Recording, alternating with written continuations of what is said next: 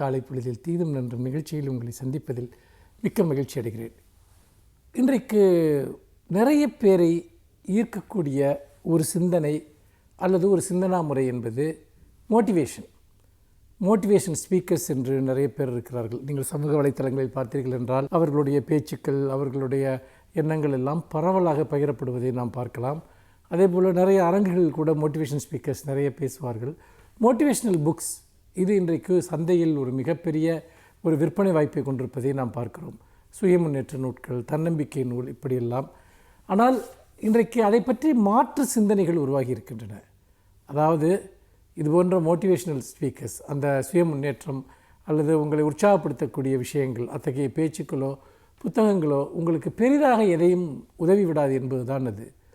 நான் இப்படி சொல்வது என்பது உங்களுக்கு ஆச்சரியமாக இருக்கலாம். ஆனால் அறிவியல் பூர்வமாக இந்த விஷயங்கள் தொடர்ந்து முன்வைக்கப்படுகின்றன. மோட்டிவேஷன் என்பது, இப்பொழுது நீங்கள் மனம் சோர்ந்திருக்கிறீர்கள், உன்னால் முடியும் தம்பி என்று ஒருவர் உங்களை உற்சாகப்படுத்துகிற போது நீங்களும் உற்சாகமாக எழுந்து நடக்க ஆரம்பிப்பீர்கள். 4 அடி நடந்த பிறகுதான் தெரியும் வாழ்க்கையினுடைய யதார்த்தம் என்ன என்பது. பல சமயங்கள் நாம் தட்டுகிற கதவுகள் எதுவுமே திறக்காது, நாம் கேட்கிற உதவிகள் எதுவும் கிடைக்காது, நமக்கான எந்த வாய்ப்புகளும் இருக்காது.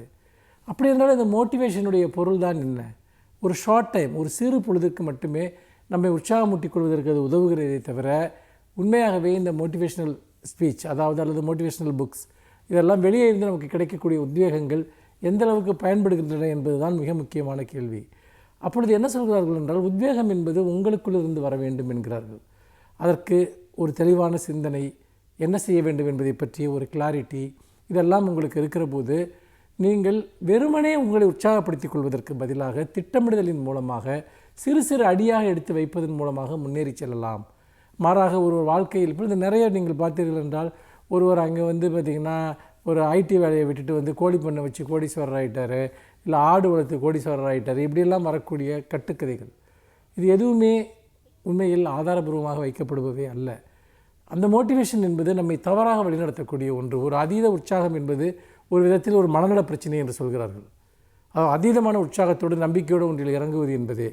அதே போல் இன்னொரு விஷயம் என்பது, மோட்டிவேஷனால் மட்டும் எதுவுமே நடக்காது, வாய்ப்புகளை ஏற்படுத்தி கொடுக்க வேண்டும் என்கிறார்கள். அதுதான் உண்மையான மோட்டிவேஷன். உங்களுக்கு நிறைய திறமை இருக்கும், நிறைய ஆர்வம் இருக்கும், ஆனால் அதை வெளிப்படுத்துவதற்கான எந்த வாய்ப்புமே உங்களுக்கு கிடைக்கவில்லை என்றால் மோட்டிவேஷன் என்பதனுடைய பொருள் என்ன? ஆப்பர்ச்சுனிட்டிஸ் அதை ஏற்படுத்தி தருவது தான் உண்மையானது என்பதை இன்றைக்கு பல அறிஞர்கள் அதை சுட்டி காட்டுகிறார்கள். அதே போல் இன்னொரு விஷயம் என்பது, இப்பொழுது உதாரணமாக நீங்கள் ஒரு நிறுவனத்தில் வேலை செய்கிறீர்கள், அதனுடைய உயர் அதிகாரியோ அல்லது முதலாளியோ உங்களை ஒவ்வொரு விஷயத்தையும் செய்ய சொல்லி உங்களை கண்ட்ரோல் செய்கிறார், அதாவது உங்களை பணிக்கிறார் என்று சொன்னால் அது மோட்டிவேஷன் ஆகாது. மாறாக நீங்கள் சுதந்திரமாக செயல்படுவதற்கு அவர் அனுமதிக்க வேண்டும். சில சுயமான முடிவுகளை சிறு சிறு விஷயங்கள் எடுப்பதற்கு அவர் உங்களை அனுமதிக்க வேண்டும். அப்போது தான் உங்கள் ஆளுமை பண்பு வளரும். மாறாக ஒருவர் உத்தரவிட்டு நீங்கள் இதை செய்யக்கூடிய ஒரு சிச்சுவேஷன், ஒரு சூழல் அங்கே இருந்தால் நிச்சயமாக உங்கள் ஆளுமை பண்பு வளராது. இதைத்தான் அவர்கள் சுட்டி காட்டுகிறார்கள். அதில் தவறுகள் நடக்கலாம். அவர்கள் என்ன சொல்கிறார்கள் என்றால், தவறுகள் செய்வதற்கும் அனுமதியுங்கள் என்று சொல்கிறார்கள். அப்படித்தான் ஒரு மனிதன் வளர முடியும். மாறாக நீங்கள் அவர்களை ஒரு பெரிய எந்திரத்தினுடைய ஒரு உதிரிப்பாகங்களைப் போல மனிதர்களை மாற்றினால் அவரிடமிருந்து எந்த படைப்பாற்றலும் வராது என்பதை அவர்கள் சுட்டி காட்டுகிறார்கள். அப்படி பார்க்கிற போது மனிதர்களுடைய சுதந்திரம், சுயமாக செயல்படக்கூடிய தன்மை, உள்ளிருந்து வரக்கூடிய அந்த ஒரு மோட்டிவேஷன் எல்லாவற்றையும் விட வாய்ப்புகளை ஏற்படுத்தி கொடுப்பது, இதுதான் ஒரு மனிதனை உண்மையிலேயே உயர்த்தும், இன்னொரு கட்டத்திற்கு கொண்டு செல்லுமே ஒழிய, நீங்கள் வெறுமனே வார்த்தைகளால் சொல்லப்படுகிற தன்னம்பிக்கை கதைகள் அனைத்துமே அது வீணானவை என்பது தான் இன்றைக்கு நவீன சிந்தனைகள் நமக்கு உணர்த்துகின்றன. மீண்டும் ஒரு புதிய சிந்தனையோடு உங்களை சந்திக்கிறேன். நன்றி, வணக்கம்.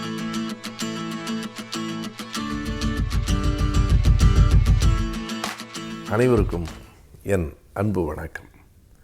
திருக்குறளில் வள்ளுவர் பல இடங்களில் மிக ஆழமாக பகுத்தறிவு சிந்தனைகளை விதைத்திருக்கிறார் என்று சொன்னால் பலர் அதை நம்புவதற்கு சிரமப்படுவார்கள்.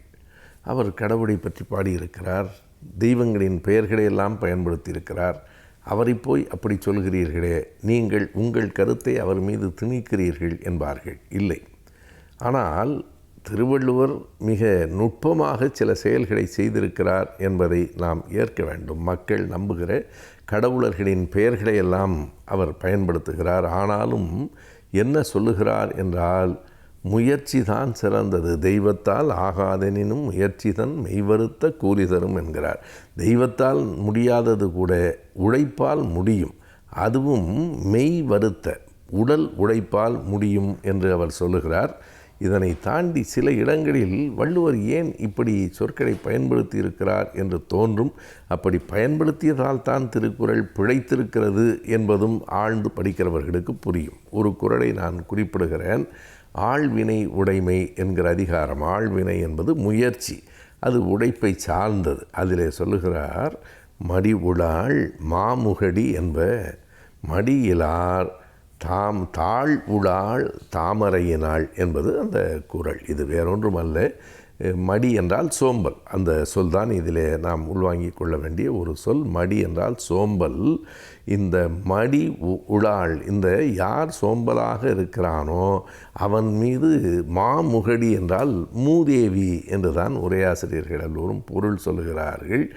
அந்த சோம்பலாக இருக்கிறவன் மடியில் மூதேவி இருப்பாள், உழைக்கிறவனின் கால்களில் ஸ்ரீதேவி இருப்பாள். இதுதான் அந்த குறள். இது என்ன மூதேவி ஸ்ரீதேவியை எல்லாமா வள்ளுவர் நம்பியிருக்கிறார் என்று நமக்கு தோன்றும். இந்த மூதேவி என்பதே பேராசிரியர் தோ பரமசிவன் சொல்லுவார், அது சமண மதத்தில் வருகிற தெய்வங்களில் ஒன்றின் பெயர், அது மூத்த தேவி. அதைத்தான் இவர்கள் மூதேவி என்று சொல்லிவிட்டார்கள். மூத்த தேவி என்று பொருள். அது ஒரு புறம் இருக்கட்டும். வள்ளுவர் ஏன் இந்த எடுத்துக்காட்டுகளை சொல்லுகிறார்? அதாவது சோம்பலோடு இருக்கிற உழைக்காத ஒருவன் அழிந்து போவான், உழைக்கிறவன் மிகப்பெரிய செல்வனாக வருவான். அவ்வளவுதானே குறளின் பொருள். இதை நேரடியாக அப்படி ஒருவேளை வள்ளுவர் சொல்லியிருந்தார், உழைப்பு தான் எல்லாவற்றையும் தீர்மானிக்கும் என்று சொல்லியிருந்தால், அடடா இது கடவுளால் வந்தது, இது எல்லாம் கடவுள் அருள் என்பதை மாற்றி வள்ளுவர் இப்படி சொல்லுகிறாரே என்று அந்த குறளை எதிர்த்திருப்பார்கள். அது மட்டுமல்ல, அன்றைக்கு அனல்வாதம் புனல்வாதம் என்று நெருப்பிலேயும் நீரிலேயும் போட்டு இலக்கியங்களை அழித்ததைப் போல திருக்குறளையும் அழித்திருப்பார்கள். எப்படி திருக்குறள் தப்பித்திருக்கிறது என்றால், அவர்களுக்கே புரியாத வகையில் வள்ளுவர் சொன்னார். பாருங்கள், ஸ்ரீதேவி மூதேவி என்றெல்லாம் வள்ளுவர் சொல்லியிருக்கிறார் என்று நம்முடைய புராண கருத்துக்களைத்தான் அவர் வழிமொழிகிறார் என்று கருதக்கூடும். நாம் கவனித்து பார்த்தால் எவ்வளவு கவனமாக அல்லது எவ்வளவு கேலியாக வள்ளுவர் சொல்லியிருக்கிறார் என்பது புரியும். அதாவது சோம்பலாக இருக்கிறவன் மடியிலே மூதேவி இருப்பாள், உழைக்கிறவன் மடியிலே அல்ல. அதை கவனிக்க வேண்டும். தாழ் உளாள் என்று சொன்னார். உழைக்கிறவனின் கால்களில் தான் ஸ்ரீதேவி இருப்பாள் என்று சொன்னால் யார் பெரியவர், உழைக்கிறவனா ஸ்ரீதேவியா என்கிற கேள்வியை கேட்டால் பலருக்கு கோபம் வரும். வள்ளுவர் என்ன நினைத்து அதை எழுதியிருக்கிறார், மிக கவனமாக அந்த சொற்களை அவர் பயன்படுத்தியிருக்கிறார். இப்படித்தான் திருக்குறளில் பல இடங்களில் தாமரை கண்ணான் என்கிறார். இப்படி மக்கள் நம்பிய கடவுளர்களின் பெயர்களையெல்லாம் அவர் பயன்படுத்தியிருக்கிறார். இந்த விதி என்கிற சொல்லை பயன்படுத்தியிருக்கிறார். மக்கள் மொழியில் சொல்லியிருக்கிறார். மக்கள் நம்பிக்கைகளை ஏற்று சொல்லியிருக்கிறார். அதனால்தான் படித்தவர்கள் அல்லது இந்த கருத்துக்களை ஏற்காதவர்கள் கொஞ்சம் ஏமாந்தும் போயிருக்கிறார்கள் என்பது புரிகிறது. திருவள்ளுவரினுடைய புத்தி கூர்மை, அவருடைய நுட்பமான அறிவு திறன் திருக்குறளை காப்பாற்றி 2000 ஆண்டுகளுக்கு பிறகும் வாழ்கிற நம்மிடம் கொண்டு வந்து சேர்த்திருக்கிறது என்று தான் சொல்ல வேண்டும்.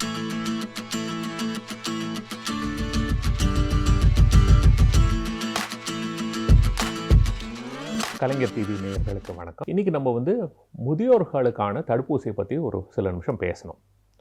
இப்போது தடுப்பூசினாலே நம்ம எல்லாரும் என்ன நினைக்கிறோம்? குழந்தைகளை பற்றி தான் நினைக்கிறோம். அப்படி நினைக்கிறது ரொம்ப தப்பு. தடுப்பூசிங்கிறது எதுக்கு போடுறது? பாதுகாப்புக்காக, அதாவது ஒரு வியாதி வராமல் இருக்கிறதுக்காக. குழந்தைகள் ரொம்ப முக்கியமான ஒரு விஷயம், எல்லோரும் ஒத்துக்க வேண்டிய விஷயம். அவங்களோட எதிர்ப்பு சக்தி ரொம்ப கம்மி, அதனால தான் தடுப்பூசி போடுறோம். நல்ல விஷயம், வரவேற்க வேண்டிய விஷயம். ஆனால் மக்கள் யோசிக்கணும், ஏன் குழந்தைகளுக்கு மாத்திரம்தான் எதிர்ப்பு சக்தி கம்மியா? ஒரு உதாரணம் சொல்கிறேன். இப்போது கர்ப்பிணிகளுக்கு டெட்னஸ் டாக்சைடு டிடி செப்டிக் ஊசி போடுறோம். அது எல்லாருமே போடுவாங்க. எந்த கர்ப்பிணியும் வேண்டாம் சொல்ல மாட்டாங்க. ஆனால் கர்ப்பிணிகளுக்கா டெட்னஸ் வருது? ஏன் போடுறோம்? அது ஒரு 50 வருஷம் பின்னாடி பார்க்கணும். முக்கால்வாசி டாக்டர்களுக்கே இது ஏன்னு தெரியறதில்ல. ஒரு 50 வருஷம் பின்னாடி போய் பார்த்தா அது ஞாபகம் வரும். அந்த காலத்தில் என்ன ஆகும்னா, கர்ப்பிணிகளுக்கெலாம் டெலிவரி ஹாஸ்பிட்டல்லாம் நடக்காது, அங்கங்கே வயல்லையே நடக்கும். அப்போ என்ன ஆகும்? இந்த தொப்புள் கொடியாக இருக்கிறதுக்கு அவங்ககிட்ட ஸ்டெரைலாக வந்து ஸ்பெஷலாக பிளேடெல்லாம் வச்சுருக்க மாட்டாங்க. இந்த அருவா கத்தி எதாக இருக்கோ அதை வச்சு வெட்டுவாங்க. என்ன ஆகும்? டெட்டனஸ் வரும். முக்கியமாக குழந்தை தப்பிக்கிறது ரொம்ப கஷ்டம். சில சமயம் அம்மாவுக்கு ஆபத்தாக முடிகிறதுக்கு வாய்ப்பு இருக்குது. இது வராமல் இருக்கிறதுக்காக தான் இந்த டிடி இன்ஜெக்ஷன், செப்டிக் இன்ஜெக்ஷன் எல்லா கர்ப்பிணிகளுக்கும் போடணுங்கிறது வந்து ஒரு விதிமுறையாக செஞ்சோம். அது போட்டதுலேருந்து பாருங்கள், குழந்தைகளுக்கும் இல்லை அம்மாவுக்கும் இல்லை, இன்ஃபேக்ட் அது எதுக்கு போடுறோங்கிறதே யாருக்கும் தெரியறதில்ல. அந்த அளவு வேலை செய்கிறது. ஆனால் இது எதுக்காக செய்கிறது? வராமல் இருக்கிறதுக்கு. வயசு பொறுத்தது இல்லை, அந்த ரிஸ்க்கை பொறுத்து இருக்குது. யாருக்கு ஆபத்துங்கிறதோ அவங்கள பாதுகாக்கணுங்கிறதுக்காக செய்கிறது. எதுக்காக அவ்வளோ தூரம் சொல்கிறேன்னா, எதிர்ப்பு சக்திங்கிறது வந்து ஒரு சமநிலையில் இருக்கிறது இல்லை. பிறக்கும்போது நம்ம எதிர்ப்பு சக்தி ரொம்ப வீக்காக இருக்குது. ஏன்னா நிறைய கற்றுக்க வேண்டிய விஷயம். வருஷங்கள் ஆக தான் நம்ம எதிர்ப்பு சக்தி ஓரளவுக்கு மெச்சூரிட்டி, அதாவது வளர்ச்சி அடையும். அதுக்கு தான் இந்த தடுப்பூசியெல்லாம் போட்டு அதுக்கு வந்து எஜுகேஷன், அதுக்கு வந்து சொல்லிக் கொடுக்குறோம். அதே மாதிரி வயசாக அது தானாகவே திரும்ப இறங்க ஆரம்பித்தோம். ஸோ முதியோர்களுக்கும் வந்து எதிர்ப்பு சக்தி குறையிறது சகஜம். இந்த மாதிரி இருக்கும்போது அவங்களுக்கும் இந்த மாதிரி வியாதிகள் வரத்துக்கான வாய்ப்பு ரொம்ப ஜாஸ்தி. ஆனால் அவங்களோட பாதுகாப்பை பற்றி யாருமே பேசுகிறது கிடையாது. இது கொஞ்சம் கவலையான விஷயந்தான். ஏன் இதை சொல்கிறேன்? இப்போது நிமோனியா ஊசி வந்து குழந்தைகளுக்கு இப்போ போட போகிறாங்கன்னு சொல்லிட்டு இருக்காங்க. வரவேற்க வேண்டிய விஷயம். ஆனால் இப்போ இந்த நிமோனியா காய்ச்சல்னு பார்க்கும்போது குழந்தைகளுக்கு வரத்துக்கு வாய்ப்பு அதிகம். ஆனால் இதனால் உயிர் சேதங்கிறது ரொம்ப ரொம்ப ரொம்ப ரொம்ப அபூர்வம். இதே நிமோனியா வந்து 65 வயசுக்கு மேலே இருக்கிறவங்கள பார்த்தா அவங்களுக்கும் வாய்ப்பு ரொம்ப அதிகம். ஆனால் அவங்களில் உயிர் சேதம் ரொம்ப ஜாஸ்தி. அதாவது குழந்தைகளுக்கு வந்ததுன்னா உயிர் சேதம் 1% கம்மி. இதுவே முதியோருக்கு வந்தால் மினிமம் 10% உயிர் சேதம். மினிமம் 10%. என்ன தான் ஆன்டிபயோட்டிக் கொடுத்து, என்ன தான் ஐசியூவில் வச்சு, என்ன தான் 5 ஸ்டார் ஹாஸ்பிட்டலில் பார்த்தாலும் மினிமம் குறைஞ்சது 10% மக்களுக்கு இது உயிருக்கு ஆபத்தாக முடியும். அப்போ அவங்கள பாதுகாக்கிறது நம்மளோட கடமை இல்லையா? அதை பற்றியும் சில பேர் நிறைய பேர் யோசிக்கணும். இதில் நிறைய விஷயங்கள் இருக்குது. இது அந்த வியாதிங்கிறது மாத்திரம் இல்லை. இப்போது எல்லோரும் இப்போது மருத்துவ ரீதியாக எங்களுக்கு என்ன புரிஞ்சிருக்குன்னா, இந்த ஃப்ளூ வியாதியோ இல்லை நிமோனியா வியாதியோ வந்ததுன்னா ஒரு அவ்வளோ தாக்கம் தேவையில்லை. ஒரு லைட்டாக வந்தால் கூட அதை தாண்டி அதை பின்னாடியே வந்து இருதயத்தில் பிரச்சனை வரதுக்கு வாய்ப்பு இருக்குது. அதாவது ஹார்ட் அட்டாக், மாரடைப்பு வரதுக்கு வாய்ப்பு இருக்குது, லக்வான் வரதுக்கு வாய்ப்பு இருக்குது, ஹார்ட் ஃபெயிலியர், அதாவது இருதய பம்பிங் குறையிறதுக்கான வாய்ப்புகள், இந்த மாதிரி நிறைய பிரச்சனைகள் வரதுக்கு வாய்ப்பு இருக்குது. அதனால் இந்த தடுப்பூசிகள் போட்டால் அதெல்லாம் குறைக்கிறதுக்கு வாய்ப்பு உண்டு அப்படிங்கிற ஒரு நம்பிக்கை. அதனால தான் இப்போ நிறையா சொசைட்டின்னு சொல்லுவாங்க. அதாவது heart failure society, critical care society, அந்த மாதிரி அவங்க வந்து கைட்லைன் கொடுப்பாங்க. அதாவது இந்த மாதிரி செஞ்சால் நல்ல விஷயம் அப்படின்னு. அவங்க எல்லாருமே என்ன சொல்கிறாங்கன்னா, முதியோர்களுக்கு தடுப்பூசி போடுறது ரொம்ப ரொம்ப முக்கியம். இதனால் தேவையில்லாத உயிர் சேதத்தை குறைக்க முடியும், தேவையில்லாத பிற பிரச்சனைகளையும் குறைக்கிறதுக்கு வாய்ப்பு இருக்குது. அதாவது லக்வான்லேருந்து மாரடைப்புலேருந்து நிறையா விஷயத்தை குறைக்க முடியும்னு ஒரு நம்பிக்கை. முக்கியமாக எல்லாருக்குமே தெரிஞ்ச விஷயம், ஒரு முதியோருக்கு வந்து ஹாஸ்பிட்டலில் போய் சேர்ந்தா அவங்க படுற அவஸ்தை எல்லாருக்குமே தெரியுமே. ஏன்னா ஹாஸ்பிட்டல் போய் சேர்ந்தால் ஒரு வியாதிக்காக போய் சேருவாங்க, பல வியாதிகள் வந்து சேரும். கீழே விழுந்து இடுப்பு உடையும், ரத்த கட்டி வரும், மூளையில் ஏதாவது பிரச்சனை வரும், இந்த மாதிரி எத்தனையோ பிரச்சனைகள் வரதுக்கு வாய்ப்பு இருக்குது. ஸோ கூடுமான வரைக்கும் நம்ம ஆஸ்பத்திரி போகாமல் நம்ம பாதுகாத்துக்கு தான் ரொம்ப ரொம்ப முக்கியம். அதில் தடுப்பூசியும் ஒரு முக்கியமான ஒரு பாகமாகும். ஸோ என்ன சொல்ல வரேன்னா, 65 வயசு ஆயிடுத்துனாலே நம்ம நிறையா தடுப்பூசியை பற்றி யோசிக்க வேண்டியது இருக்குது. இதில் முக்கியமாக வந்து இந்த இன்ஃப்ளூயன்ஸா தடுப்பூசி தான் ரொம்ப எல்லா நாட்டிலையுமே முக்கியம்னு சொல்கிற விஷயம். ரெண்டாவது வந்து இந்த நிமோனியா ஊசி. இந்த நிமோனியா ஊசி வாழ்க்கையில் ஒரு தடவை தான், அது ரொம்ப ஈஸி. ஆனால் இந்த ஃப்ளூ ஊசி வந்து வருஷத்துக்கு ஒரு தடவை. ஏன்னா இந்த ஃப்ளூங்கிறது வந்து வருஷம் மாறுறதுனால அதுக்கு தகுந்த மாதிரி ஊசியும் மாறும். வருஷம் போடுறது ரொம்ப நல்லது. இதில் சைடு எஃபெக்ட்னு ஒன்றும் பெரிய விஷயமே கிடையாது, ரொம்ப ஈஸியானது. கர்ப்பிணிகளுக்கே கொடுக்குறோம், அந்த மாதிரி இருக்கும்போது ஏன் கவலைப்படணும்? சின்ன குழந்தைகளுக்கும் கொடுக்குறோம். அதனால் இதை பற்றி கவலைப்படவே வேண்டாம். இது நல்ல ஒரு எஃபெக்ட், அதாவது இதனால் பயன் நிறையா இருக்குது. இதை பற்றி தேவையில்லாமல் யோசிக்கக்கூடாது. இதை தவிர மற்ற சில பேருக்கும் இதை பற்றியெல்லாம் யோசிக்கணும். என்ன, ஏற்கனவே உடலில் வந்து சில வியாதிகள் இருக்கிறவங்க, அதாவது சிறுநீரக பிரச்சனை இருக்கிறவங்களுக்கு எதிர்ப்பு சக்தி கொஞ்சம் பிரச்சனை தான். அவங்களுக்கு அடிக்கடி பல இன்ஃபெக்ஷன் வரதுக்கு வாய்ப்பு இருக்குது. அதே மாதிரி இருதய வியாதி இருக்கிறவங்க, நுரையீரலில் பிரச்சனை இருக்கிறவங்க, ஈரலில் பிரச்சனை இருக்கிறவங்க, இப்போது கல்லீரல் மண்ணீரல் அந்த மாதிரி வியாதிகள் ஏதாவது இருந்ததுன்னா, இந்த மாதிரி இல்லை எதிர்ப்பு சக்தி கம்மியாக இருந்ததுன்னா, கேன்சர் வைத்தியம், ஸ்டீராய்டு வைத்தியம், எய்ட்ஸ் வியாதி, இந்த மாதிரி வியாதிகள் இருந்தாலுமே எதிர்ப்பு சக்தி கொஞ்சம் மற்றவங்களோட கொஞ்சம் கம்மி தான். இந்த மாதிரி மக்களுக்கு வந்து இந்த மாதிரி தடுப்பூசி போடுறதுங்கிறது ரொம்ப நல்ல விஷயம். பிற்காலத்தில் பிரச்சனை வராமல் பாதுகாக்கலாம். இப்போது இந்த பிரச்சனை வந்தால் நம்ம ட்ரீட்மெண்ட் எடுக்கலாமே, இதுக்கெல்லாம் வைத்தியம் இருக்கேன்னு நிறைய பேர் சொல்கிறாங்க. ஆனால் ஒன்று ஞாபகம் வச்சுங்க, வருமுன் காப்போம் தான் நல்லது. வந்த பின் நம்ம அவஸ்தைப்படுவோம், வைத்தியம் பண்ணுவோம்னா தடுப்பூசியோட விலை எங்கே, ஒரு வியாதியோட வைத்தியத்தோட விலை எங்கே? ரெண்டாவது, என்ன தான் பர்ஃபெக்ட் வைத்தியம் பண்ணாலும் நான் சொன்ன மாதிரி ஒவ்வொரு வியாதியிலும் ஓரளவுக்கு உயிர் சேதம் இருக்குது. அதை குறைக்க முடியாது. அதை குறைக்கணும்னா அதுக்கு ஒரே வழி வராமல் பார்த்துக்கிறதுக்கு தான். ஸோ இப்போ வீட்டில் வந்து நீங்கள் எவ்வளோக்கு எவ்வளோ குழந்தையெல்லாம் நீங்கள் வந்து பாதுகாப்பாக பார்த்துக்கிறீங்களோ, அவங்களுக்கு வந்து தடுப்பூசியெல்லாம் போட்டு அவங்க உடம்பை நன்னா பார்த்துக்கிறீங்களோ, அதே மாதிரி உங்கள் வீட்டில் இருக்கிற முதியோரையும் கொஞ்சம் கவனிக்கிறது ரொம்ப நல்ல விஷயம். அவங்களுக்கு இதுக்கு தகுந்த மாதிரியான தடுப்பூசிகள்லாம் போட்டு அவங்களோட ஆரோக்கியத்தையும் நம்ம நன்னா கவனிச்சுட்டோம்னா அவங்க வந்து மேற்கொண்டு யார் மேலேயும் பாரமாக இல்லாமல் ஒரு சுதந்திரமாக இருக்கிறதுக்கு ஒரு நல்ல வாய்ப்பு இருக்குது. இது பொதுமக்கள் எல்லாரும் உணரணும். நன்றி, வணக்கம்.